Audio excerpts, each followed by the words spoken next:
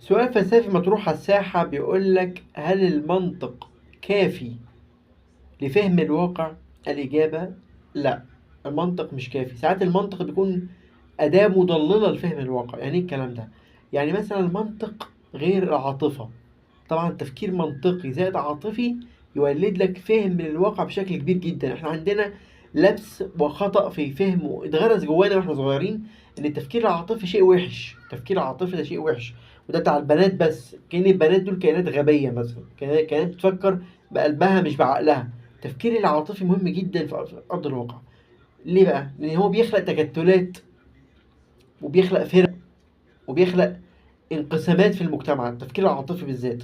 المهم المنطق والتفكير المنطقي مهم جدا في الأساس في العلوم المادية زي الطب، الهندسة، الفيزياء، الكيمياء، الأحياء، إلى آخره.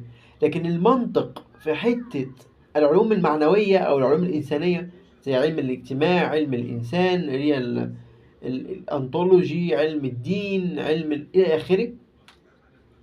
في الأساس التفكير المنطقي هو تفكير جاف، يلينه يعني يخليه طري، يلينه التفكير العاطفي، يخلي اللي انت بتفكر فيه شيء، عايز اقول لك فيه احساس. والله انا بحب الشيء الفلاني عشان منطق واحد اتنين تلاتة اربعة. كلمة بحب دي تفكير عاطفي. تفكير عاطفي مهم جدا، هو اللي بيخلق التكتلات في المجتمع، هو اللي بيخلق الفرق والطوائف. هتقول طب التفكير المنطقي، التفكير العاطفي ده خلق انتماء الى الفرقه اللي انا منتمي اليها، او اللي انا اتولدت عليها، او اللي انا بحبها بشكل عام. طب ده شيء ايجابي، ده مش انقسام في المجتمع، ولكن لا يعد انقساما، ولكن يعد نوع من انواع التنوع. هو تنوع في الواقع. التنوع ده غني جدا، بيخلق غنى في المجتمع.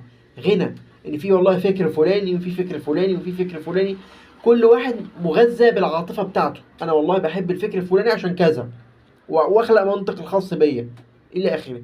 وكل واحد في الدنيا عنده منطق وعنده فلسفه خاصه بيه، مغلفه بالفكر العاطفي. الفكر العاطفي مهم جدا في ارض الواقع.